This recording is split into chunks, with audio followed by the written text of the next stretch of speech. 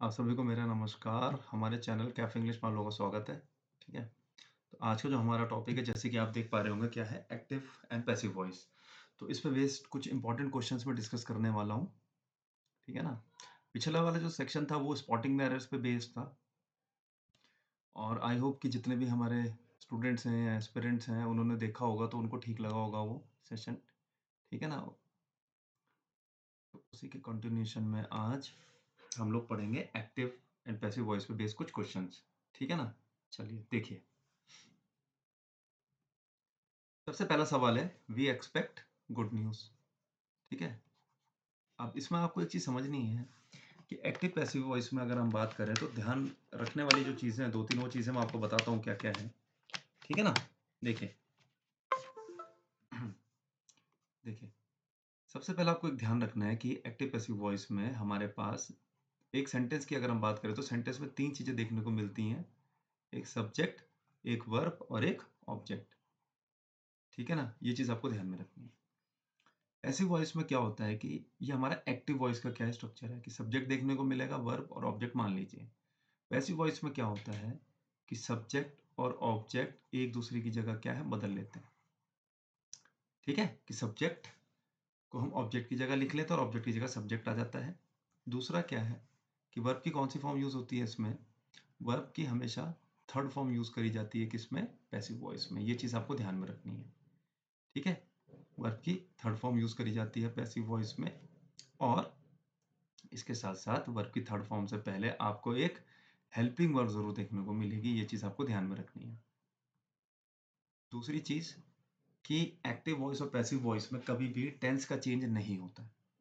मतलब अगर present tense का सेंटेंस है, तो वो प्रेज़ेंट टेंस में ही रहेगा, ठीक है? और जो भी अकॉर्डिंगली जो नेसेसरी जो चेंजेस होते हैं, उसके बाद उसे हम पैसिव वॉइस में बदलेंगे, पर टेंस में बदलाव नहीं आता है। इसके बाद जो नरेशन होगा, नरेशन में टेंस में चेंज आता है, वो मैं क्वेश्चंस के माध्यम से आपको समझाऊँगा, ठीक है? चलिए।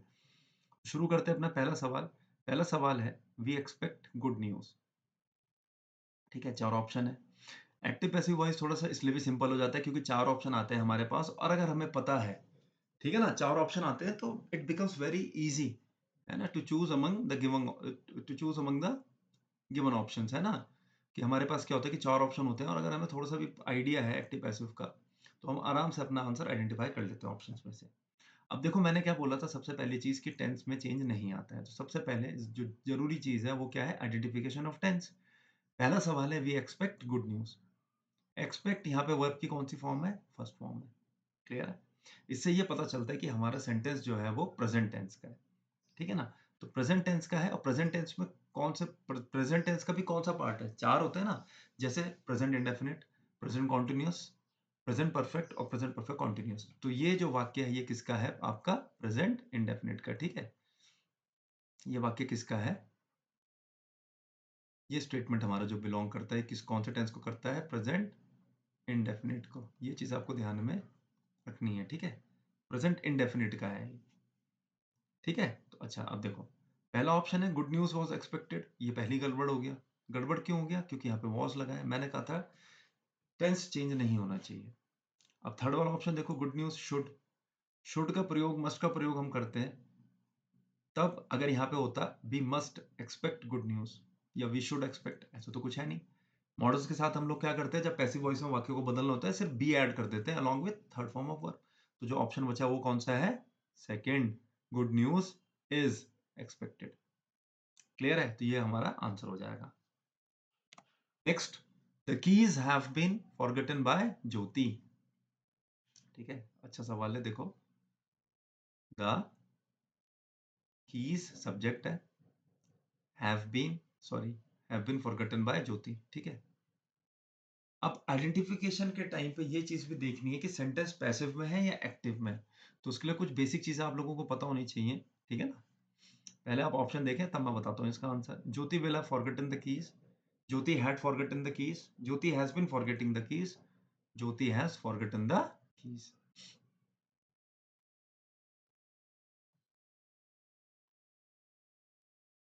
Has oblique have plus been plus अगर वर्ब की आईएनजी फॉर्म है तो समझ जाना सेंटेंस किस में है? एक्टिव वॉइस में। क्लियर है? ये जनरल स्टेटमेंट होता है कंटीन्यूअस में, प्रेजेंट परफेक्ट कंटीन्यूअस हम बोलते हैं, आप लोगों ने पढ़ा भी होगा ये। Has, have plus been plus verb की थर्ड फॉर्म अगर है तो समझ जाना या तो स्टेट का केस है या किसका है, पैसिव वॉइस का। अवस्था के केस में हम लोग क्या करते हैं, अवस्था के केस में हम लोग क्या करते हैं, हैज बीन हैव बीन के साथ वर्ब की थर्ड फॉर्म लगा लेते हैं। जैसे मैं बोलूँ, सिंपल सा एग्जांपल दे देता हूँ स्टेट का, देख लो आप लोग, ठीक है। स्टेट का एक सिंपल सा example, I have been tired. एक होता है आई एम टायर्ड, एक होता है आई हैव बीन टायर्ड। बस फर्क क्या है कि यहाँ पे टाइम रेफरेंस दे दो। एक टाइम रेफरेंस लगते ही हमारा सेंटेंस किस में चले आता है, परफेक्ट में, है ना। या तो वो प्रेजेंट परफेक्ट का रूप ले लेगा या प्रेजेंट परफेक्ट कंटीन्यूअस का। I have been tired since morning, देखो हैव बीन के साथ वर्ब की कौन सी फॉर्म है, थर्ड फॉर्म है, सिंस मॉर्निंग। और जब सिंपल वाक्य बोलूंगा बिना सिंस मॉर्निंग के तो क्या बोलूंगा, आई एम टायर्ड। ठीक है, चलो। तो यहाँ पे क्या है, स्टेट का केस है, अवस्था का। अब देखो आइडेंटिफाई कैसे करेंगे, यहाँ पढ़ते हैं। The keys have been forgotten by Jyoti. सबसे पहली चीज देखो क्या लगा रखा है, बाय। तो प्रेपोजिशन बाय का इस्तेमाल हम लोग करते हैं पैसिव वॉइस में, क्लियर है। जब हमें क्या बता रहा हूं, जब हमारे सब्जेक्ट ने कुछ एक्शन करा हो। मैं दोबारा रिपीट कर रहा हूं, बाय के साथ, ठीक है, हम लोग पैसिव वॉइस में बाय प्रेपोजिशन का इस्तेमाल तब करते हैं अपने सब्जेक्ट से पहले, जब हमारे सब्जेक्ट ने एक्टिव वॉइस में कोई एक्शन करा हो, क्लियर है। दूसरी चीज आइडेंटिफाई करने का एक तरीका और क्या है, देखो हैव बीन के साथ वर्ब की कौन सी फॉर्म है, थर्ड फॉर्म। मैंने आपको क्या बताया था, हैव बीन के साथ अगर वर्ब की थर्ड फॉर्म है तो पैसिव वॉइस होगा या एक्टिव वॉइस। ये पैसिव वॉइस का कैसे पता चलेगा, क्योंकि देखो क्या लिखा है, बाय, है ना। तो बाय ज्योति का मतलब ज्योति के द्वारा जो चाबियां हैं वो, मतलब वो भूल भूल गई है ना, चाबियां, ठीक है ना। तो ये चीज समझनी है, तो इससे ये पता चलता है कि सेंटेंस पैसिव वॉइस का है।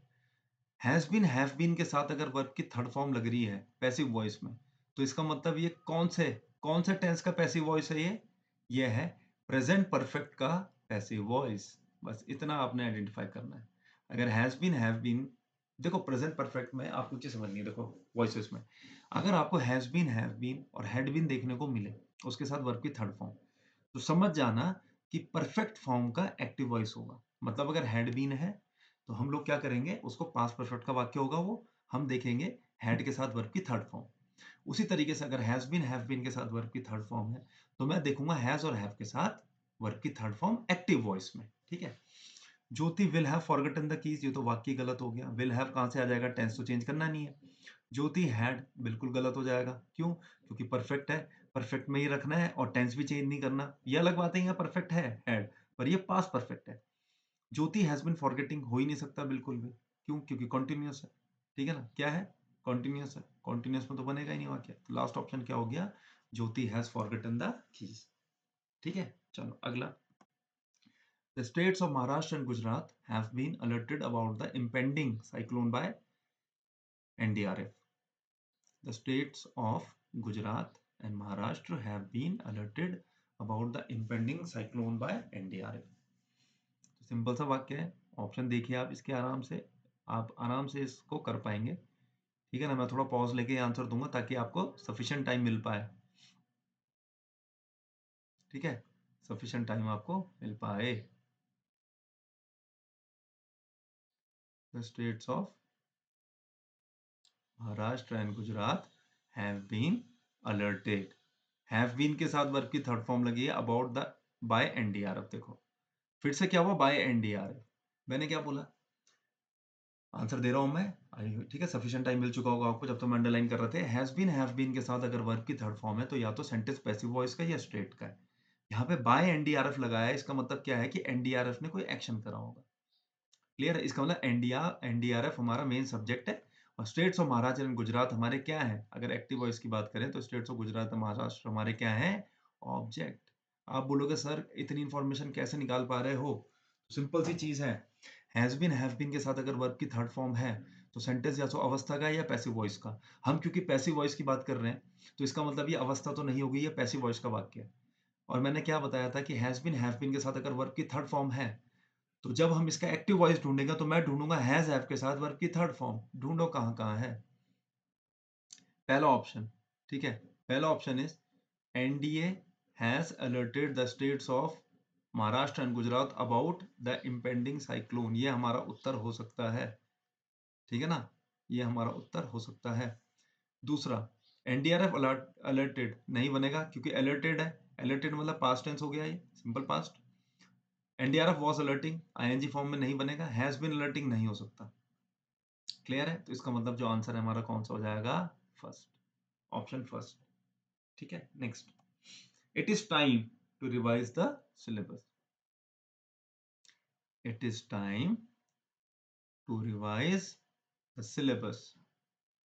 ठीक है, चलो, फिर पहला ऑप्शन है it is time for the syllabus to be revised. It is time for the syllabus to be revise.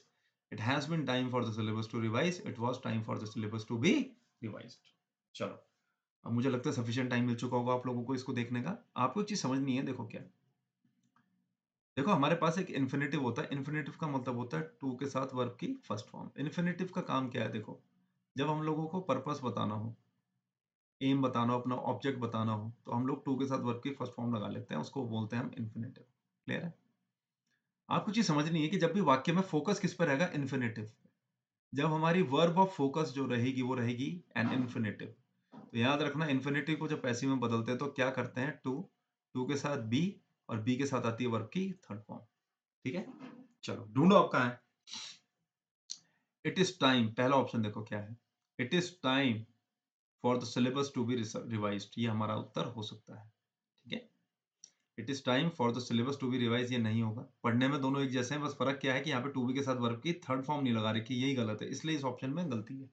It has been time नहीं होगा, ये नहीं हो सकता, क्यों, क्योंकि इसको वॉज नहीं करना, इसका मतलब आंसर क्या हो जाएगा हमारा, first. It is time for the syllabus to be revised. तो आई होप ये चीज आप लोगों की समझ में आई होगी। क्लियर है, जब इस तरीके से वाक्य दिखे, it is time to take the tea, तो क्या होगा, it is time for what, it is time for the tea, किस चीज के लिए समय हो चुका है, it is time for the tea to be taken. ठीक है, तो टू बी के साथ वर्ब की थर्ड फॉर्म, इस तरीके से आप कर लेंगे। क्लियर है, तो याद रखो इट इज टाइम, और आगे इन्फिनेटिव का स्ट्रक्चर आप फॉलो कर रहे हैं, तो इट इज टाइम के बाद प्रपोजिशन किसका इस्तेमाल होगा, फॉर का। For what, it is time for what, time for a movie now, है ना, बोलते हैं ना टाइम फॉर, तो फॉर लग जाएगा। चलिए, a defamation case is being filed by him against his business partner. ठीक है, a defamation case is being filed by him against his business partner. चलो, he has filed a defamation case against his business partner. He has been filing a defamation case against his business partner. He is filing a defamation case against his business partner. His business partner is filing a defamation case against him. चलो, तो option पढ़ लिया मैंने, अब उत्तर पे आते हैं फटाफट, टाइम वेस्ट नहीं करना। ठीक है, अगर आप लोगों ने सॉल्व कर लिया तो बहुत अच्छी बात है। आपको एक चीज समझनी है कि अगर हमारे पास जैसे बी होता है, उसके डिफरेंट फॉर्म्स होती हैं हेल्पिंग वर्ब्स, है ना, बी। अगर आपको दिख रहा है कि इजएमआर के साथ लगा है बीइंग, और लगी है वर्ब की थर्ड फॉर्म, तो समझ जाना सेंटेंस कैसा है, पैसिव वॉइस का। देखो कुछ चीजें तो आपको याद रखनी ही पड़ेंगी। हमें पता है कि इजएमआर के साथ हम जनरली वर्ब की आईएनजी फॉर्म लगाते हैं, है ना, ठीक है ना। इजएमआर के साथ हम लोग क्या करते हैं, जनरली वर्ब की आईएनजी फॉर्म लगाते हैं, जैसे राम इज प्लेइंग, जैसे I am taking this session, I am recording this session, है ना, इस तरीके से। अगर कुछ भी आपको लीक से अलग हटके दिखता है, ठीक है ना, जैसे जनरल जनरल चीज है, क्या कहती है कि इजएमआर के साथ वर्ब की आईएनजी फॉर्म लगाओ कंटिन्यूटी दिखाने के लिए, पर यहाँ हुआ क्या कि इजएमआर के साथ बीइंग लगाया गया और वर्ब की थर्ड फॉर्म। इसका मतलब ये सेंटेंस जो है ये पैसिव वॉइस का है। अब आप बोलेंगे सर इजएमआर के साथ, जैसे एक्सपेक्ट वाला जो सवाल था सबसे पहला वाला, वी एक्सपेक्ट वाला, उसमें भी इजएमआर के साथ वर्ब की थर्ड फॉर्म लगी थी, तो हम कैसे डिफाइन कर पाएंगे कि कौन सा कॉन्टिन्यूअस का है और कौन सा नॉन कॉन्टिन्यूअस। तो वो जो डिफरेंस आएगा वो किसकी वजह से आएगा, देखो, वो डिफरेंस आएगा इस हेल्पिंग वर्ब बीइंग की वजह से। अगर बीइंग आपको देखने को मिल रहा है, अगर इजएमआर के साथ बीइंग दिख रहा है, तो समझ जाना प्रेजेंट कॉन्टिन्यूअस का पैसिव वॉइस है। अगर वॉज वर्ब के साथ बीइंग लग रहा है और फिर वर्ब की थर्ड फॉर्म है, तो समझ जाना पास्ट इंडेफिनिट का पैसिव वॉइस है। क्लियर है, तो मैंने आपको बता दिया यहाँ पे कि ये प्रेजेंट कॉन्टिन्यूअस का पैसिव वॉइस है। ढूंढो कहाँ है, पहला ऑप्शन हैज फाइल्ड गलत हो जाएगा, क्योंकि हैज है, हैज बीन फाइलिंग नहीं होगा। ही is filing a defamation case against his business partner, his business partner is, अब ये दोनों कॉन्टिन्यूअस के हैं, और मुझे पता है कि सेंटेंस का जो सेंस है वो फोर्थ वाला नहीं कन्वे कर रहा। क्यों? क्योंकि उसने अपने बिजनेस पार्टनर के खिलाफ डेफेमेशन केस किया है। His business partner is filing, ये गलत है। तो ही इज फाइलिंग, ठीक है ना? देखो हमें बाय हिम लिखा है ना यहाँ पे, तो हिम के लिए हमें सब्जेक्ट चाहिए है ना, यहाँ पे ये पैसिव वॉइस में ऑब्जेक्ट बन गया प्रेपोजिशन के बाद आके। तो यहाँ के लिए, इसके लिए जो सब्जेक्ट है वो क्या होगा? ही। तो he is filing a defamation case against his business partner. चलो next. His behaviour shocked me. ठीक है, मिक्स प्रकार के क्वेश्चंस मैंने इंक्लूड करने हैं इसमें, ठीक है ना? देखो, हिज बिहेवियर, ये हमारा यहाँ पे सब्जेक्ट है, शॉक्ड ऑब्जेक्ट वो वर्ब है, और मी है ऑब्जेक्ट। ठीक है, अब आप कहोगे कि सर कैसे पता चल रहा है आपको ये? तो आपको ये समझनी है कि शॉक जो है, इसकी सेकंड फॉर्म क्या होती है? शॉक्ड। और इसकी जो थर्ड फॉर्म होती है वो भी क्या होती है? शॉक्ड। बस फर्क यह है कि जब आप इसकी वर्ब की थर्ड फॉर्म का यूज करोगे, तो इससे पहले आपको क्या, कुछ ना कुछ कहीं पे एक हेल्पिंग वर्ब जरूर देखने को मिलेगी। बस ये फर्क होता है कि हम कैसे आइडेंटिफाई कर पाए कि ये शॉक्ड जो है यहाँ पे, ये सेकंड है या थर्ड फॉर्म है। तो अगर ये थर्ड फॉर्म होता तो इसके साथ कुछ ना कुछ आपको एक एसोसिएटेड हेल्प वर्ब जरूर देखने को मिलती। ठीक है, चलो क्लियर है। अब आंसर बताता हूँ। देखो अब इसमें क्या है, हिज बिहेवियर शॉक्ड, वर्ब की कौन सी फॉर्म है? सेकंड फॉर्म है। इसका मतलब हुआ कि सेंटेंस पास्ट इंडेफिनिट का है। अब इसे चेंज करना है हमें पैसिव वॉइस में, तो इसके लिए एक हेल्पिंग वर्ब चाहिए होगी। तो पास्ट इंडेफिनिट को जब पैसिव वॉइस में बदलना हो तो दो ही हेल्पिंग वर्ब होती हैं, या तो वॉस या वर। या तो क्या होगा, या तो वॉज होगा या वर होगा। अब देखो, आई एम शॉक्ड, पहला ऑप्शन तो पहले ही गलत हो गया। क्यों? क्योंकि टेंस का चेंज हो रहा है। I was shocked with his behaviour, ये ठीक है, ये गलत हो गया। अब I was shocked at his behaviour या I was shocked with his behaviour. Clear? आपको चीज समझनी है कि जो भी नेसेसरी, जो हमारी जो वर्ब होती है, उनके साथ जो भी सुटेबल प्रेपोजिशन होता है हमें वो लगाना पड़ता है। क्लियर है? जब हम किसी के बिहेवियर से शॉक होते हैं, ठीक है, तो उसके लिए हम लोग प्रेपोजिशन किसका इस्तेमाल करते हैं? एट का। क्लियर है? यहाँ पे ये गलत हो जाएगा। इसका मतलब ये होगा, आपको चीज याद रखनी है, शॉक किस पर? At something. I was shocked by him, मेरे को सरप्राइज कर दिया गया उसके द्वारा, तो बाय, तब बाय लगेगा। बट शॉक्ड एट समथिंग मतलब आदि, अब यहाँ पे आदमी ने, आदमी के बिहेवियर पे शॉक्ड या सरप्राइज नहीं हुआ मैं। सॉरी, आदमी से शॉक्ड या सरप्राइज नहीं हुआ मैं, आदमी से जुड़ी हुई किसी चीज पर, and that is behaviour. Clear है? तो शॉक एट समथिंग, ये याद रखो। ठीक है ना? बाय हिम मतलब उसके द्वारा सरप्राइज हुआ, इस तरीके से तो हम by someone and at something, ये चीज आपको ध्यान में रखनी है। ठीक है, अब एक एग्जांपल और देखो, एक सिंपल सा एग्जांपल मैं तुम्हें बताता हूँ। जैसे मान लो, बेसिक सा एग्जांपल है, ठीक है, आई नो हिम, ये वाक्य है, प्रेजेंट इंडेफिनिट का है, आई सब्जेक्ट है, नो वर्ब है, हिम ऑब्जेक्ट है। अब इसे चेंज करना है मान लो पैसिव वॉइस में, तो मैंने आपको क्या बोला, सब्जेक्ट और ऑब्जेक्ट एक दूसरे की जगह लेते हैं। आप शुरू करोगे ही, ठीक है, और ही के बाद क्या हो जाएगा, आपने ही से शुरू करा, उसके बाद आप क्या करेंगे, यहाँ पे वर्ब की थर्ड फॉर्म लगाएंगे। तो वर्ब की थर्ड फॉर्म क्या हो जाएगी? नोन। ठीक है, और आई चेंज होगा किसमें? ऑब्जेक्ट में, तो मी। अब आपको पता है टेंस चेंज नहीं होता है, प्रेजेंट इंडेफिनिट को जब पैसिव वॉइस में बदलते हो, is am are plus verb की थर्ड फॉर्म होता है, ही के हिसाब से क्या आ जाएगा? इज। अब यहाँ पे क्या बाय लगा दूं? ही इज नोन बाय मी। अगर आप ऐसा सोच रहे हैं तो आपका आंसर जो होगा वो क्या हो जाएगा? गलत। He is known by me नहीं होता है, क्या होता है? He is known to me. अब आप बोलोगे सर नो तो वर्ब है, तो नो अगर वर्ब है तो इसके साथ टू क्यों नहीं लगा, बाय क्यों नहीं लगा रहे हम लोग? आपको एक चीज समझ नहीं है, देखो, बाय हमेशा उन वर्ब्स के साथ लगाना है जहां पे फिजिकल एक्शन इज इन्वॉल्व। जहां पे क्या इन्वॉल्व है? Physical action. जैसे I am taught by Ram, I was beaten by Ram, cricket is played by Ram. तो जहाँ पे फिजिकल एक्शन, जब हम किसी को जानते हैं तो ये वर्ब ऑफ परसेप्शन है। कैसे? जैसे स्टूडेंट के तौर पे मान लीजिए आप मेरी वीडियोस लाइक करते हैं या कॉन्टिन्यूसली कमेंट करते हैं, तो मैं सिर्फ आपको बाय नेम जानता हूँ। आप लोग तो तब भी मेरी वीडियोस में बाय फेस मुझे जानते होंगे, ठीक है ना, बट मैं आपको सिर्फ बाय नेम जानता हूँ। क्लियर है? और आप लोग भी मुझे, मतलब एक वैसा कभी इंटरेक्शन तो हुआ नहीं ना हमारा फिजिकल, मैं आपको दूर दूर से जानता हूँ मुझे भी। तो जानने का एक्शन क्या है, इसमें कोई physical action is not required. ये वर्ब ऑफ क्या है, परसेप्शन। पर जिन वर्ब्स में फिजिकल एक्टिविटीज इन्वॉल्व, वहां पे हम बाई का प्रयोग करते हैं पैसिव वॉइस में। तो ये चीज आपको समझनी है। ठीक है जी, चलो नेक्स्ट।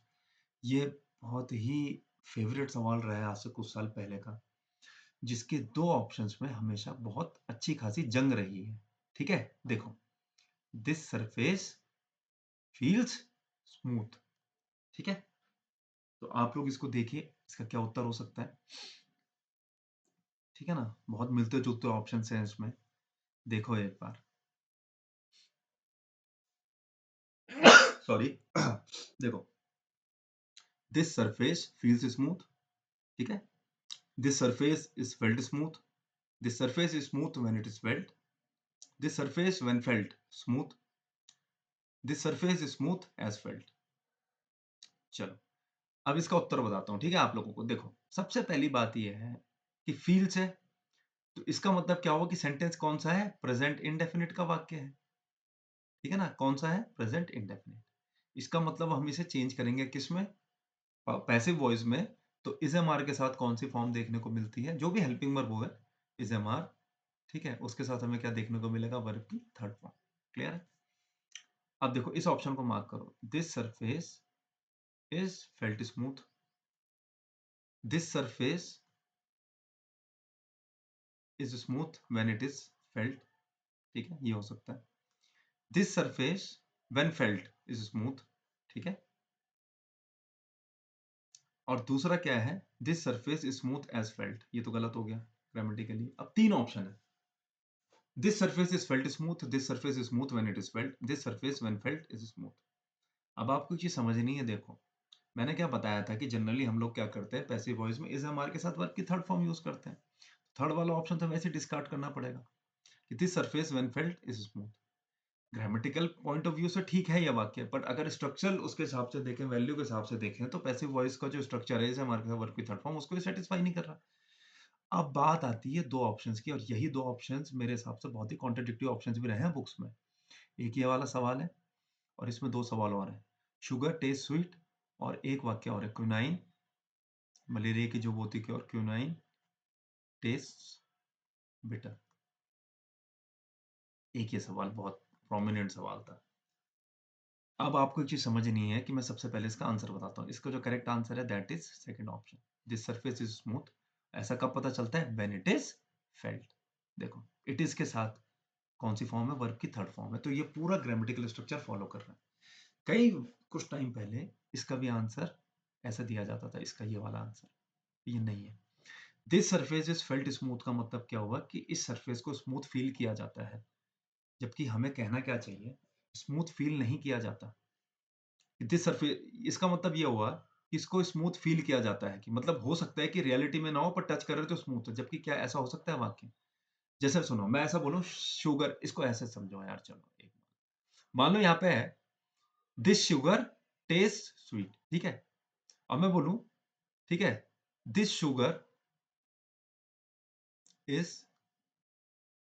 Tested sweet. देखो, अब मैं तुम्हें यहीं से समझाऊंगा, आपको समझ में आ जाएगा। देखो, शुगर इज टेस्टेड स्वीट का मतलब क्या हुआ कि शुगर को मीठा चखा जाता है। ऐसा हो सकता है, कभी सोचो कि शुगर को मीठा चखा जाता है। मीठा क्या चखा जाता है, कि मतलब क्या है कि हम, मैं मतलब चाहूं तो मेरे पे चॉइस है क्या, कि मैं शुगर को मीठा चख लूं, कड़वा चख लूं, कि शुगर को तो मीठा चखा जाता है। नहीं, हम क्या कहते हैं कि शुगर को जब चखा जाता है तो वो मीठी लगती है, उसकी मतलब क्वालिटी है, कैरेक्टरिस्टिक है। तो मैं ऐसे नहीं बोलूंगा कि इस सरफेस को तो स्मूथ फील किया जाता है, अरे स्मूथ है वो, इसलिए फील किया जा रहा है। तो मैं क्या करूंगा, एक एनालिसिस बनाऊंगा, दिस सरफेस इज स्मूथ, वो है, उसको महसूस नहीं किया जा रहा, वो है, व्हेन इट इज फेल्ट। और ये क्या है, ये एक कंक्लूजन है, जो कि कब पता चलेगा हमें, जब हम इसे महसूस करेंगे। तो sugar test sweet when it is tested. Sugar is sweet कब, जब इट इज टेस्टेड। जब हम टेस्ट करते हैं तो हम क्या बताते हैं कि sugar, sugar is tested sweet का मतलब तो ये हो जाएगा कि शुगर को मीठा चखा जा रहा है, कि वैसे नहीं है वो, पर हम मीठा, हम पे चॉइस है वो, कि हमारे पास पावर है हमारी टंग की वो करने की, कि हाँ इसको मीठा चखवाओ। ऐसा नहीं है, तो इसमें ये सेंस आता है, इसलिए ये वाला ऑप्शन नहीं है सही। इसका क्या मतलब हो जाएगा, दिस सरफेस स्मूथ, तब जब इसे महसूस किया जाता है तो ये सरफेस कैसा लगता है, स्मूथ है। ठीक है जी, चलो अगला। The principal discovered a new lake. Next question is the principal discovered a new lake. ठीक है, ऑप्शन पढ़ो. A new lake discovered by the principal. A new lake was discovered by the principal. A new lake was being discovered by the principal. The principal made a new discovery of a lake. तो options मैंने पढ़ लिया. अब इसके उत्तर पे आते हैं. देखो, आपको समझना है वाक्य कौन सा है, पास्ट टेंस का है. ठीक है, और ये वर्ब की कौन सी फॉर्म है, सेकंड फॉर्म है. इसमें कंफ्यूज नहीं होना है कि वर्ब की कौन सी फॉर्म है, सेकंड. कैसे पता वर्ब की सेकंड फॉर्म है? क्योंकि यहाँ पे कोई हेल्पिंग वर्ब नहीं है, इसलिए वर्ब की सेकंड फॉर्म है. पहला वाला उत्तर गलत हो जाएगा. क्यों? क्योंकि इसमें देखो कोई हमारे पास वर्ब की थर्ड फॉर्म तो है ही, वो सॉरी वर्ब की, वो सॉरी कोई हेल्पिंग वर्ब तो है ही नहीं. ये सीधा कह रहा है new lake discovered by the principal. Clear है? अगला, a new lake was discovered by the principal. Being नहीं आएगा. बीइंग तब आता है जब कॉन्टिन्यूस हो. The principal was discovering a new lake होता, तब यह ऑप्शन थर्ड वाला सही होता. The principal made a new discovery of a lake भी क्या है, गलत ऑप्शन. तो देखियो, देखो आप लोग, a new lake was discovered by the principal. देखो, मैंने कहा था ना, अब ये वर्ब की थर्ड फॉर्म है. कैसे पता? क्योंकि इससे पहले क्या लिखा है, एक हेल्पिंग वर्ब. ठीक है, चलिए अगला सवाल. अच्छा सवाल है. पीपल, ये सारे सवाल आपके एसएससी वगैरह या प्रीवियसली आस्क्ड क्वेश्चंस हैं. People claim to have seen the wild and mad elephant in several cities. People claim to have seen the wild and mad elephant in several cities. ठीक है, 4-5 second का time मैं आपको दे रहा हूं, तब तक करके देखिए एक बार. ठीक है, ये सवाल.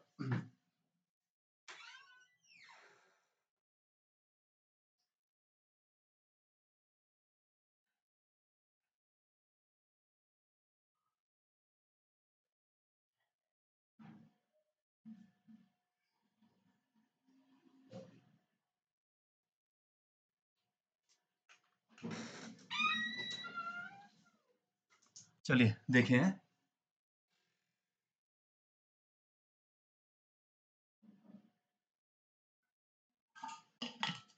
देखो, सबसे पहली बात, बहुत आसान सवाल है. ठीक है, सवाल पढ़ने में आपको थोड़ा लंबा चौड़ा दिख रहा होगा. मैं आपको एक बेसिक तरीके से बताता हूँ. देखो देखो, पीपल क्लेम, तो पीपल क्लेम करते हैं. ठीक है ना, लोग बता रहे हैं कि ऐसा कुछ कुछ हुआ है. अब आपको चीज समझनी, पीपल क्लेम, किसी चीज का क्लेम कर रहे हैं लोग, है ना. अब आपको चीज समझनी है कि पीपल क्लेम में मैंने बोला था, मतलब एक एक जनरल सी चीज बता देता हूँ मैं आपको, शायद मैंने डिस्कस भी करी होगी, कि जैसे पीपल से अगर वाक्य की आप शुरुआत कर रहे हो, तो पैसिव वॉइस में पीपल को मेंशन करना जरूरी नहीं है. आप अपने वाक्य की शुरुआत जनरली किससे शुरू कर सकते हो, इट से. People believe that. ठीक है ना, तो जैसे हम बोलो पीपल बिलीव दैट, तो पैसिव वॉइस में सीधा हो जाएगा it is believed. Bye the people लगाना नेसेसरी नहीं है. बाय हम तब लगाते हैं जब हमारा जो सब्जेक्ट हो वो स्पेसिफिक हो. अब ये कौन लोग हैं, स्पेसिफिक तो है नहीं, तो जरूरी नहीं होता है बाय द पीपल मेंशन करना. आप सीधा भी बोल सकते हो इट इज क्लेम्ड. क्लियर है? एक एग्जांपल और सुनो. जैसे मैं बोलूं, police, the police have arrested the criminals. ठीक है, तो इसमें आप सिंपल सा वाक्य क्या बोल दो पैसिव वॉइस में, the criminals have been arrested. By the police लगाने की जरूरत नहीं, क्योंकि हमें पता है कि अरेस्ट करने की पावर बेसिकली किसके पास होती है, पुलिस के पास. ये चीज आपको ध्यान में रखनी है. अब देखो, पीपल क्लेम में क्या हो जाएगा, इट इज क्लेम्ड. ठीक है, क्या हो जाएगा, इट इज क्लेम्ड. एक तो ये चीज है, ये मैं देखूंगा कहीं कि इज क्लेम्ड कहाँ कहाँ है. क्लियर है? बेसिक, मैं ऑप्शन से बाद में आऊंगा. अब आपको एक चीज और समझनी है. आपने कहा यार हम तो पहली बार ये स्ट्रक्चर देख रहे हैं, कौन सा, डॉट बहुत छोटा है तो ये मिस हो जाता है एक्चुअली, इसलिए मेरे को ढूंढना पड़ता है इसे. देखो, आप यहाँ लिख रहा है to have seen. To have seen का मतलब हो गया परफेक्ट पार्टिसिपल, मतलब कोई चीज जो कि पास्ट में हो चुकी थी. ठीक है, अब आपको चीज समझनी है. मैंने आपको थोड़ी देर पहले क्या बताया था कि हैज और हैव जो होता है उसके साथ हम लोग वर्ब की थर्ड फॉर्म लगाते हैं. अगर हैज हैव के साथ आपको बीन देखने को मिल रहा है, तो समझ जाना सेंटेंस किस में है, पैसिव वॉइस में. ये मैंने आपको थोड़ी देर पहले बताया था. अब यहाँ पे देखो, टू हैव के साथ इसने वर्ब की थर्ड फॉर्म लगा रखी है. ठीक है, सीन, पर बीन है कहीं नहीं है. इसका मतलब सेंटेंस एक्टिव वॉइस में है. इसका मतलब क्या हुआ, अब मैं वाक्य में क्या ढूंढूंगा, मैं ढूंढूंगा हैव सीन, तो सेम ही रहेगा. भाई अगर हम कॉमन सेंस लगाएं तो हैज हैव के साथ वर्ब की थर्ड फॉर्म तो रहती है। जब उसे पैसिव वॉइस में बदलते हैं तो हैज हैव के साथ बीन लगता है और वर्ब की थर्ड फॉर्म लगती है। वर्ब की फॉर्म तो चाहे एक्टिव वॉइस हो, परफेक्ट टेंस का, या पैसिव वॉइस हो, सेम ही रहने वाली है। ठीक है, तो मैं क्या ढूंढूंगा अब? मैं ढूंढूंगा हैव बीन सीन का है। अब देखो, पहला ऑप्शन गलत हो गया। दूसरा, the wild and mad elephant has been claimed to be seen by the people, नहीं आएगा। अगर ये होता people claim to see to see तब आता। ठीक है, टू सी होता तब मैं करता ये टू बी सीन। ठीक है, मैंने आपको बताया था ना इन्फिनेटिव के केस में क्या करते हैं, बी लगा देते हैं, वर्ब की थर्ड फॉर्म लगा देते हैं। The wild and mad elephant was claimed, tense का फर्क है, नहीं आएगा, बचा क्या ये, and this is my answer, fourth one. The wild and mad elephant is claimed to have been seen, देखो इज क्लेम्ड भी हो गया। ठीक है, to have been seen in several cities, simple था। अब मान लो मैं सेंटेंस पढ़ूं, मैं देखूं एज अ फ्रेशर के तौर पे, सोचूं यार क्या है, अगर मुझे बेसिक चीजें पता है, मुझे पता है सेंटेंस वो कितना बड़ा करके देते कुछ भी लिखते हैं। भाई मुझे बेसिक सी चीजें पता है कि जब पैसिव वॉइस में बदलता है परफेक्ट को तो बीन के साथ वर्ब की थर्ड फॉर्म लगती है। और सबसे आसान होता है प्रेजेंट परफेक्ट और पास्ट परफेक्ट के पैसिव वॉइस को बनाना। क्यों? क्योंकि जब तुम्हारे पास क्वेश्चन आएगा ना तो तुम्हारे पास वर्ब की थर्ड फॉर्म दी होगी और तुम्हें एज इट इज पिक करनी है वो अपने ऑप्शन से। ठीक है ना, क्योंकि मैंने आपको क्या बताया था कि पैसिव वॉइस में हम लोग वर्ब की थर्ड फॉर्म को यूज करते हैं। क्लियर है? दूसरी बात, दूसरा पहचानने का तरीका क्या था कि हैव के साथ यहाँ सीन लिखा है, वर्ब की थर्ड फॉर्म है, तो जब पैसिव वॉइस में बदलेंगे तो बीन है। तो पूरे चारों ऑप्शन में सिर्फ एक ही ऑप्शन में था ये, that is going to be my answer. Next, aren't they paving the road right now? are aren't they paving the road right now? ठीक है, तो इंटरोगेटिव स्टेटमेंट है ये, सिंपल है। ठीक है, इंटरोगेटिव है और सेंटेंस की शुरुआत किससे करी है इसने? प्रश्नवाचक वाक्य से, सेंटेंस वर्ड से, aren't they। क्लियर है? बेसिकली aren't they को आप क्या बोल सकते हो?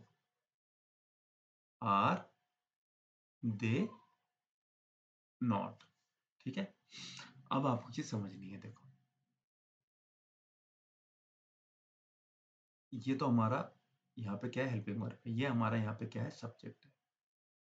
ठीक है, अब आप बोलोगे सर ये कैसे पता सब्जेक्ट है? अगर हम पैसिव वॉइस में ऑब्जेक्ट भी तो आता है, हमें तो पता ही नहीं क्या है।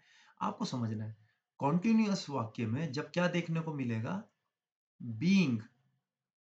ठीक है, कॉन्टिन्यूअस स्टेटमेंट में जब बीइंग देखने को मिलेगा तब कहना कि वो क्या है, पैसिव वॉइस। अभी यहाँ पे क्या, दूसरी बात, पैसिव वॉइस में एक चीज और देखने को मिलती है, दैट इज कौन सी form, third form of verb. यहाँ पे कौन सी है, वर्ब की आईएनजी फॉर्म है। इसका मतलब वाक्य कौन सा टेंस का है, एक्टिव वॉइस का। मैंने क्या बोला था थोड़ी देर पहले कि जब किसी कॉन्टिन्यूअस एक्शन को पैसिव वॉइस में बदलना है तो बीइंग लगाना पड़ेगा। हैज कहां से आ गया, सेंटेंस तो इज एम आर में रहना चाहिए था। हैव कहां से आ गया, सेंटेंस तो इज एम आर में रहना चाहिए था। ये हो सकता है, ये हो सकता है। क्लियर है? अब देखो यहाँ क्या लिखा है इसने, यहाँ लिखा है इसने रोड, यहाँ क्या लिखा है, रोड। रोड क्या है, एक वचन, एक वचन है तो ये कैसे आ गया, आर।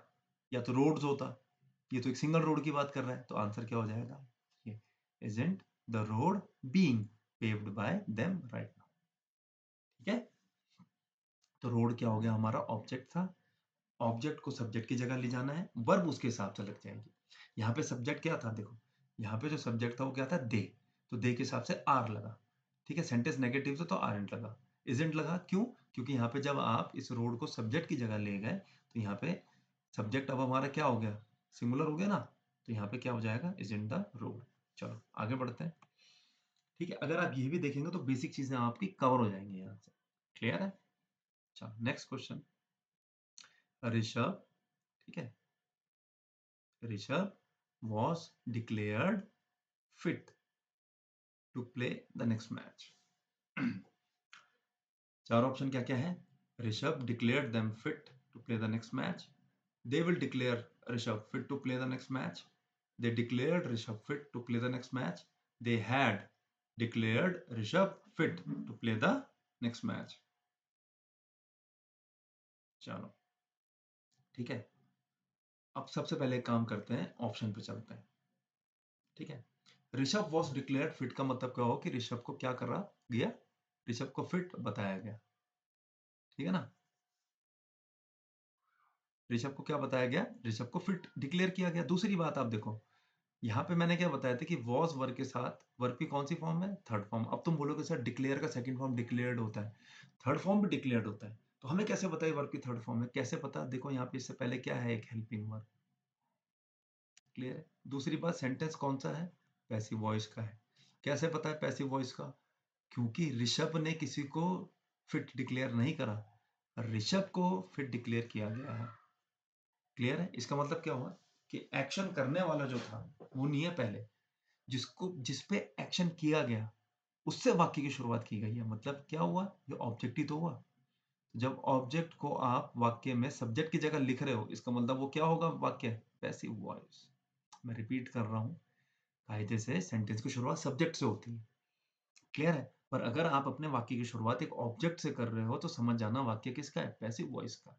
एक एग्जांपल दूं, Ram killed Ravan, Ravan was killed by Ram. I hope ये चीज समझ में आई होगी, ठीक है। दूसरी बात, सेंटेंस है पास्ट टेंस का, वॉज के साथ डिक्लेयर लगा है। इसका मतलब क्या हुआ कि अब मुझे वो वाक्य ढूंढना है जिसमें सिर्फ ये वाली वर्ब मुझे देखने को मिले, क्योंकि एक्टिव वॉइस में हेल्पिंग वर्ब तो लगाते नहीं हम पास्ट इंडेफिनिट में। तो देखो, ऋषभ डिक्लेयर्ड देम, यहाँ पे डिक्लेयर्ड था, सिर्फ डिक्लेयर्ड, पर गड़बड़ क्या हो रही है कि ऋषभ ने डिक्लेयर करा उन लोगों को नहीं, जबकि हमें क्या कहना है कि ऋषभ को डिक्लेयर किया गया था। ऋषभ कैसे डिक्लेयर कर सकता है, ऋषभ को डिक्लेयर किया गया था फिर। दे विल डिक्लेयर, विल कैसे आ गया, सेंटेंस पास्ट टेंस का है। हैड कैसे आ गया, पास्ट टेंस का है, पर पास्ट इंडेफिनिट का वाक्य है, पास्ट परफेक्ट का नहीं। या तो आता ऋषभ हैड बीन डिक्लेयर्ड, तब तो ये फोर्थ वाला आंसर हो जाता है, हैड बीन, हैड बीन का सिर्फ हैड, क्लियर है। तो they declared Rishabh fit to play the next match. अब देखो बिल्कुल बैठ गया नहीं वाक्य, बिल्कुल सही, ठीक है। मैं मानता हूं कि इन्होंने आंसर में बाय देम नहीं दे रखा, कोई दिक्कत नहीं है।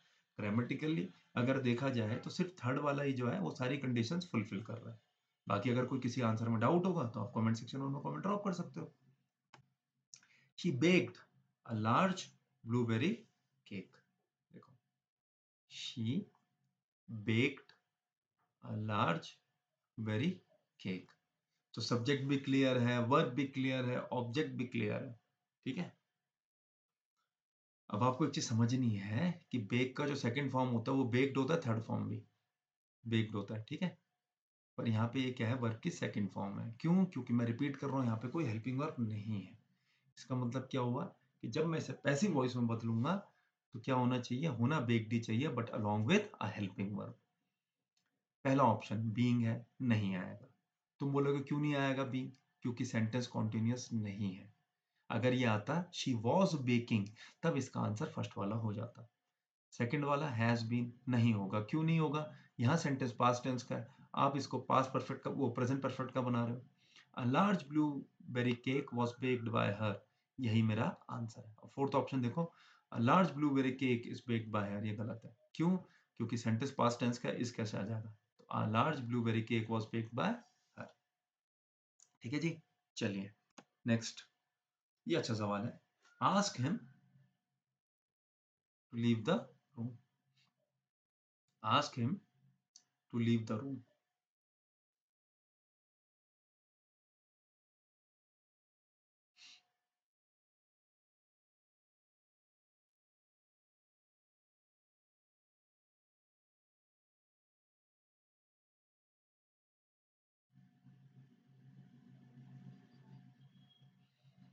ठीक है, चलो देखो, अब होता क्या है, बेसिकली हमारे पास एक टाइप का सेंटेंसेस होता है जिसे हम बोलते हैं इंपेरेटिव। जैसे इंटरोगेटिव होता है ना जिसमें प्रश्न पूछते हैं, वैसे होता है इंपेरेटिव। इंपेरेटिव में क्या होता है, किसी प्रकार का कोई कमांड आपको देखने को मिल सकता है, ऑर्डर देखने को मिल सकता है, रिक्वेस्ट देखने को मिल सकती है, ठीक है। तो जनरली क्या होता है इन वाक्यों में, जब तक कमांड ऑर्डर, जैसे ऑर्डर हो गया, रिक्वेस्ट हो गया, कमांड हो गया, ये क्लियर कट आइडिया ना दे, तो याद रखना इंपेरेटिव स्टेटमेंट्स के केस में हमारे पास जो हेल्पिंग वर्ब होती है वो कौन सी होती है, लेट, ठीक है। ये हमारी हेल्पिंग वर्ब का काम करती है जब मतलब सेंटेंस में कमांड ऑर्डर और रिक्वेस्ट क्लियर कट मतलब शो ना हो रहे। एक एग्जांपल दूं इसका, देखो इसका एग्जांपल देता हूं।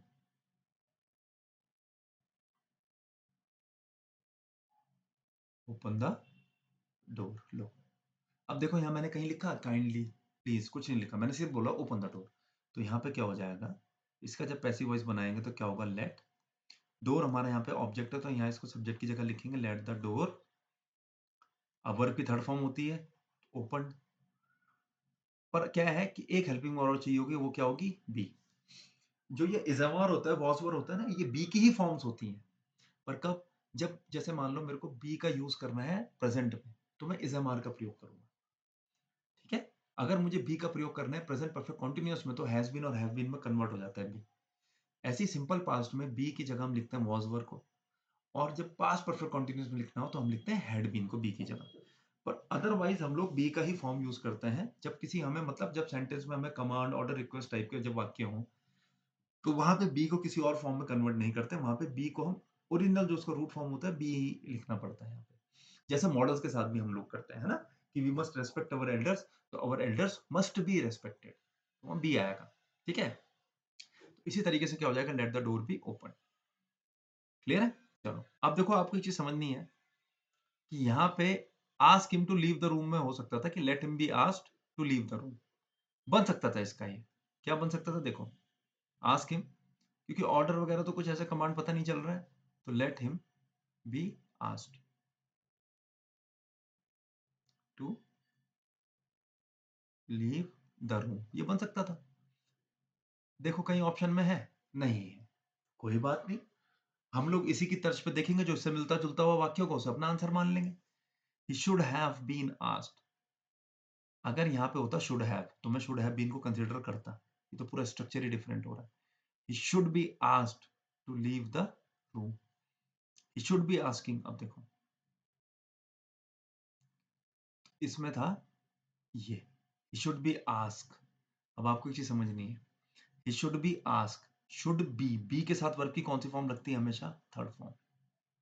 ठीक है, दूसरी बात, पैसिव वॉइस का वाक्य हमें तो वैसी वर्ब की थर्ड फॉर्म चाहिए होगी, तो ग्रामेटिकली कौन सा स्टेटमेंट ठीक बैठ रहा है, ये तो he should be asked to leave the room. देखो देयर इज अ पॉसिबिलिटी, हम लोग वैसे ज्यादा छेड़खानी एक्टिव पैसिव में अपनी तरफ से करते नहीं है वाक्य में, जो इन्फॉर्मेशन हमने दी होती है उसी के हिसाब से उसी के अनुरूप हमें ऑप्शन पिक करना होता है। बट आपको चीज समझ नहीं है, अब यहाँ पे जब लेट का ऑप्शन है ही नहीं मेरे पास, ठीक है ना, हम क्या करेंगे, नहीं है लेट का ऑप्शन, कोई बात नहीं, जो उससे मिलता जुलता जो ग्रामेटिकली करेक्ट सेंटेंस होगा वो पिक करना है। क्लियर है? ऐसे नहीं करना कि क्वेश्चन छोड़ देना और फिर आके फिर बाद में कह रहे हो कि सर सॉरी, ये सेकंड वाले पे गलत टिक लग गया, ठीक है ना, ये बाद वाले इस पे लगा रहा था मैं, ये यहाँ पे, क्योंकि यहाँ शुड भी आस्क है, ये सही आंसर है। ठीक है ना, तो मैं ये कह रहा था, तो जो सुटेबल ऑप्शन होगा उसको अपना आंसर मार्क करना है। ऐसे नहीं करना कि हाँ नहीं, ये तो जो मिलता जुलता होगा उसको आंसर मार्क करना है कि सर यहाँ तो सब में शुड आ गया, ऊपर तो शुड है ही नहीं, ऐसा कैसे हो गया, कोई दिक्कत नहीं है। क्लियर है? ये चीज ध्यान में रखनी है। Next, arrest the thief, arrest the thief. ठीक है भाई, तो अब मुझे लगता नहीं कि इस क्वेश्चन में मेरे को ज्यादा टाइम लेना चाहिए डिस्कशन के, क्योंकि ऑलरेडी पहले ही इससे पहले वाले एग्जाम्पल मैंने बताया था। अब देखो यहाँ पे आ गया ना बिल्कुल उसी हिसाब का, late the thief be arrested, ये लिख सकता था कि the thief should be arrested, कर सकता था ये ऐसा, पर इसने नहीं करा। इसने अब क्या करा, लेट के फॉर्म में हमें आंसर दे दिया, तो देखो द थीफ इज अरेस्टेड गलत हो जाएगा, let the thief be arrested ये ठीक है, let the thief is arrested मैंने कहा था लेट के साथ बी लगता है, is am are was were कुछ नहीं आएगा, थीफ हैज बीन अरेस्टेड कुछ नहीं आएगा, तो late the thief be arrested. Clear है? सिंपल सवाल था। ठीक है ना, इंपेरेटिव जब सेंटेंस होते हैं तो हम इस तरीके से यूज करते हैं लेट का। The children are doing hard work, भाई बहुत सिंपल सवाल है, इस सवाल को आंसर करने की जो बुनियाद है वो हम पहले ही रख चुके थे प्रीवियसली आस्क्ड क्वेश्चंस में से। ठीक है, the children are doing hard work,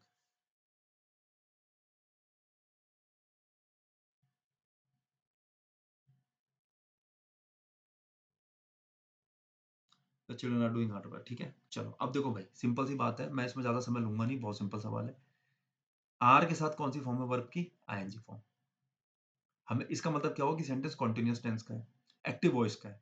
passive voice का कैसे पता चलता है, वर्ब की थर्ड फॉर्म के साथ, एक तो वर्ब की थर्ड फॉर्म ढूंढूंगा इसमें, दूसरा क्या ढूंढूंगा कि यहाँ पे आर के साथ आईएनजी फॉर्म है, इसका मतलब क्या होगा, जब पैसिव वॉइस ढूंढूंगा तो क्या ढूंढूंगा, और बीइंग कहाँ है, मैंने कहा था ना कॉन्टिन्यूअस एक्शन जैसा है आपका, प्रेजेंट कॉन्टिन्यूअस है और पास्ट कॉन्टिन्यूअस है। इसको जब पैसिव वॉइस में बदलेंगे तो बीइंग ढूंढना है, बीइंग का है, ठीक है। पहला वाला ऑप्शन नहीं होगा, ठीक है, पहला वाला ऑप्शन नहीं होगा। हार्ड वर्क इज डन नहीं होगा, hard work is being done third वाला आंसर है, फोर्थ वाला नहीं होगा। अब देखो दोनों में क्या फर्क है, hard work is done is being, being बताता है कि सेंटेंस किस में है, कॉन्टिन्यूअस में। Hard work is done by the children क्या बताएगा कि कौन सा टेंस में है, इंडेफिनिट। ये चीज आपको ध्यान में रखनी है। देखो अगर ये होता the children do hard work, तब होता hard work is done by the children, ठीक है। बीइंग लगा रहा है इसका मतलब सेंटेंस किस में है, मतलब बीइंग लगा रहा है इसका मतलब कॉन्टिन्यूअस में, ठीक है। चलो next, who is creating this mess. फिर से प्रश्नवाचक वाक्य है, प्रश्नवाचक वाक्य है तो प्रश्नवाचक ही रहेगा, by whom, sorry, who is creating this mess. चलो चार ऑप्शन क्या है, by whom is this mess being created, by whom is this mess created, who has created this mess, by whom this mess being created। I hope चार option आपने पढ़ लिए होंगे मेरे साथ ही। देखो एक चीज मैंने आपको एक चीज बतानी है, वो ये कि हु होता है सब्जेक्ट, जब हमें इसे पैसिव वॉइस में बदलना हो तो हम क्या बोल देते हैं, बाय whom, पहली चीज, ठीक है। दूसरा क्या है, इज क्रिएटिंग है, इज क्रिएटिंग का मतलब क्या हुआ कि अब सेंटेंस है कॉन्टिन्यूअस में, तो इसको पैसिव वॉइस में अगर बनाएंगे तो बीइंग देखना पड़ेगा, बीइंग दो जगह है, ये दोनों ऑप्शन तो पहले हट गए, देखने की जरूरत ही नहीं है क्योंकि बीइंग नहीं है इनमें। By whom this mess being created, by whom। अब इसमें क्या है, फोर्थ वाले ऑप्शन में देखो, by whom this mess being created, हो सकता है कुछ स्टूडेंट इसको अपना आंसर मार्क कर दें। मैं आपको फिर रिपीट कर रहा हूं, सेंटेंस ठीक है पैसिव वॉइस में दिख रहा है ये कि बीइंग लगा रखा है, वर्ब की थर्ड फॉर्म है, पर इसमें फोर्थ वाले वाक्य में हेल्पिंग वर्ब कहाँ है, there is no helping verb, grammatically गलत हो गया वाक्य। क्या बनेगा, by whom is this mess, ये दिस मैस जो है प्रश्नवाचक रखना है ना वाक्य को, प्रश्नवाचक बाय whom तो है कि ठीक है, बाय whom से प्रश्नवाचक बन रहा है वाक्य, बट हेल्पिंग वर्ब भी तो होनी चाहिए, helping verb is must, interrogative statement की फॉर्मेशन के लिए हेल्पिंग वर्ब इज मस्ट, यहाँ नहीं है वो, यहाँ देनी पड़ेगी, ये दिस मैस के लिए हेल्पिंग वर्ब भी तो चाहिए, क्लियर है। और एक और चीज सुनो इसमें इंपॉर्टेंट, कि इसी वाक्य को एक तरीके से और लिखा जा सकता है, ठीक है। देखो ठीक है, फर्स्ट वाले ऑप्शन को एक और तरीके से लिख सकते हो, who is mess being created by, लो एक तरीका ये भी है, पता चला ऑप्शन में कभी ये नहीं आए, by whom is this mess being created, और इसकी जगह क्या हो, ये वाला ऑप्शन हो, ठीक है, इसकी जगह ये वाला ऑप्शन हो, तो समझ जाना ये करेक्ट है। हर जगह ये मत ढूंढना by whom is this mess being created, जरूरी नहीं है, क्या पता वो इसकी जगह क्या दे दे, who is this mess being created by, लिख सकता है वो, टू whom, ठीक है ना, जैसे आ सकता है ये, ठीक है ना, टू whom है तो who are you writing this letter to, इस तरीके से बन जाएगा, ठीक है ना, आप लिख सकते हो ऐसा, तो who is this mess being created by, समझ जाना ये, ठीक है, इसको गलत मत मानना है। चलो मैं एक बार दोबारा लिख देता हूँ, देखो इसे, ठीक है, अभी बस थोड़ा सा कुछ टाइम और लगेगा, मैं हैबिचुअल हो जाऊंगा फिर, who is this mess being created by, लो ठीक है, who is this mess being created by, ये चीज समझनी है आपको। चलो नेक्स्ट, द जज फाउंड द प्रिजनर गिल्टी। यार ये सिंपल पास के बहुत आ जाते हैं, मैंने एक चीज देखी है, कहीं भी क्वेश्चन पिक करो, किसी भी बुक से करो या चाहे ऑनलाइन देखो, सिंपल पास, पास्ट इंडेफिनिट के क्वेश्चन हर जगह भर भर के दे देते हैं ये लोग।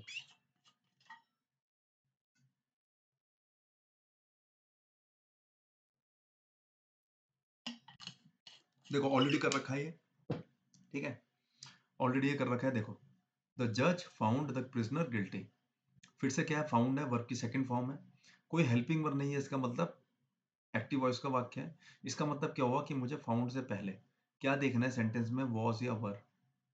वॉज या वर किस पर डिपेंड करेगा कि मेरा ऑब्जेक्ट सिंगुलर है प्लूरल है। वैसे तो जज फाउंड द प्रिजनर, प्रिजनर जो यहाँ पे क्या है सिंगुलर है, इसका मतलब वर का प्रयोग कहीं नहीं होना चाहिए, वॉज ही आएगा।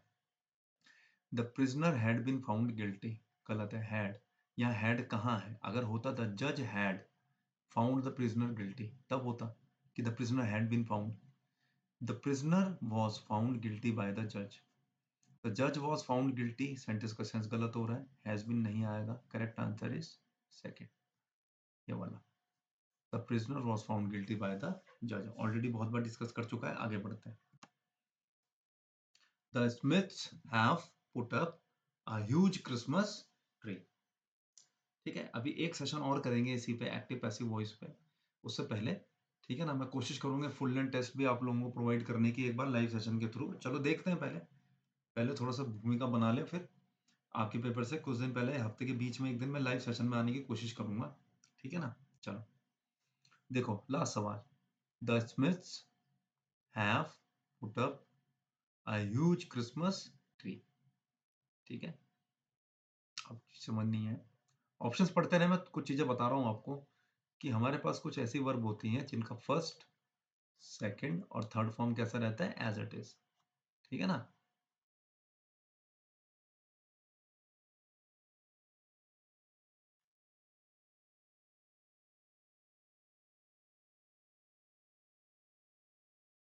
ठीक है, कट लिखा तो कटी गई line.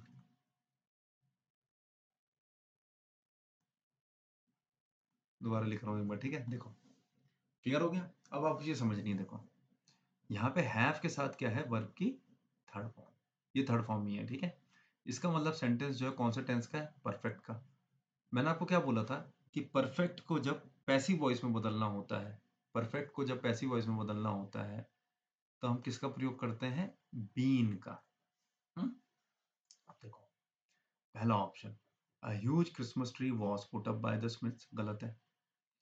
A huge Christmas tree has been put up by the Smiths, ठीक है, ये हो सकता है answer. A huge Christmas tree is being, इस बीइंग तो आएगा नहीं क्योंकि प्रेजेंट का तो है वाक्य, पर हमें प्रेजेंट कॉन्टिन्यूस का नहीं बनाना, हमें प्रेजेंट परफेक्ट का पैसिव वॉइस ढूंढना है। A huge Christmas tree is put up by the Smiths, ये भी गलत है। तो फोर्थ वाला ऑप्शन भी जो है हमारा क्या है, गलत है। तो आंसर क्या हो जाएगा, a huge Christmas tree has been put up by the Smiths. ये चीज आपको ध्यान में रखनी है। ठीक है, आई होप स्लाइड अच्छा अच्छा है, अभी क्वेश्चंस कुछ बचे हुए, बढ़िया, मेरे को लगा लास्ट है। Next, Doordarshan broadcast the news yesterday. Doordarshan broadcast the news yesterday, बताओ। The news is broadcasted yesterday, the news is broadcast yesterday, the news was broadcasted yesterday, the news was broadcast yesterday. चलो ठीक है, ऑप्शंस मैंने पढ़ लिया, अब मैं आंसर बताता हूँ। अभी मैंने पिछली वाली स्लाइड में आपको बताया था कि there are certain verbs which remain same in all the forms. ठीक है ना, तो वो क्या होता है कि हर फॉर्म में सेम रहते हैं, जैसे शर्ट शर्ट शर्ट हो गया, कट कट कट, ठीक है, thrust thrust thrust, let let let. उसी तरीके से ब्रॉडकास्ट और टेलीकास्ट भी अपने तीनों फॉर्म में सेम रहती हैं। क्लियर है। अब इस वाले वाक्य में देखो, the news is broadcasted yesterday, the news is broadcasted yesterday गलत वाक्य है, क्यों, पहले तो आपने ब्रॉडकास्टेड बोल रखा है, दूसरा क्या है कि यहाँ पे इसका प्रयोग कर रखा है यस्टरडे के साथ, तो सेंटेंस ग्रामेटिकली गलत गलत हो गया। अब यहाँ पे वर्ब की फॉर्म तो आपने ठीक लगाई, चलो यहाँ पे ठीक लगी है ब्रॉडकास्ट, पर यहाँ पे हेल्पिंग ऑफ गलत हो गई, किसके हिसाब से, इस एडवर्ब ऑफ टाइम के हिसाब से, ये गलत हो गया, ये गलत हो गया क्योंकि ब्रॉडकास्टेड है, तो आंसर क्या हो जाएगा, fourth one, the news was broadcast yesterday. ये चीज आपको ध्यान में रखनी है। यहाँ पे क्या है, बिल्कुल सूटेबल जो हमारा हेल्पिंग वर्ब है वो भी सही है, किसके हिसाब से, यस्टरडे के हिसाब से, और दूसरा क्या कि ब्रॉडकास्ट होता है ना कि ब्रॉडकास्टेड। लास्ट क्वेश्चन है शायद ये, हाँ last question, hatred can be overcome by love, love can overcome hatred, love has overcome hatred, love is overcoming hatred, love can overcame hatred। ठीक है, चलो आपको एक चीज़ समझनी है। अब देखो सबसे पहले आइडेंटिफ़ाई करना है कि वाक्य एक्टिव वॉइस का या पैसिव वॉइस का है। देखो क्या लिखा हुआ है, हेट्रेड कैन बी। आपको एक चीज़ समझनी है, जितने भी हमारे मॉडल्स या मॉडल ऑक्सिलरी वर्ब होते हैं, उनके साथ अगर बी है और वर्ब की थर्ड फॉर्म है, तो समझ जाना सेंटेंस किसमें है, पैसिव वॉइस में। ठीक है? यहाँ पे हमें देखने को मिल रहा है कि कैन के साथ क्या लगा है, बी।